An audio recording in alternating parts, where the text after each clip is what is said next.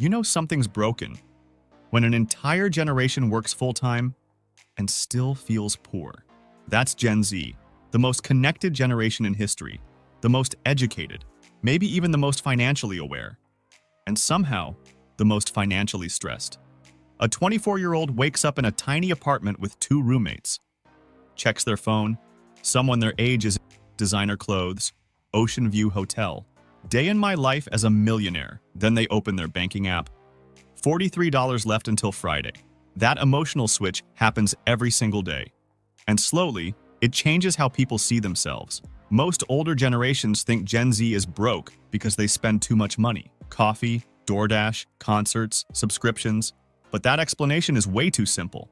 Because the real problem started long before Gen Z bought their first iced latte. Housing prices exploded. College costs exploded. Groceries exploded. But wages barely moved. In the past, one stable income could build a life. Now even good jobs feel unstable. So Gen Z adapted. Side hustles, freelancing, TikTok shops, crypto, Uber after work. Not because it's trendy, because survival became expensive, and social media made everything worse. Previous generations compared themselves to neighbors. Gen Z compares themselves to influencers, people filming luxury apartments they don't own, cars they leased, trips sponsored by brands pretending it's normal life. Most viewers know it's fake, but emotionally, it still feels real, and that pressure creates spending. That's why buy now, pay later apps exploded, because debt stopped looking dangerous.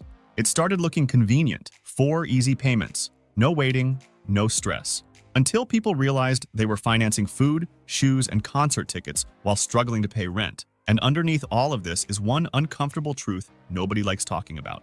Modern economies depend on people spending money they don't have. Every app wants subscriptions. Every algorithm wants insecurity. Every platform profits from attention. A financially calm person is actually bad for business. And maybe that's why Gen Z feels trapped. Because this generation grew up hearing, work hard and you'll succeed. But the math stopped making sense. Rent climbs faster than salaries. Homes feel impossible. Burnout became normal. So now millions of young people are chasing financial freedom online, not because they're greedy, but because stability itself started feeling like luxury. And the scary part? Gen Z might be the first generation fully aware of how the system works, and still unable to escape it.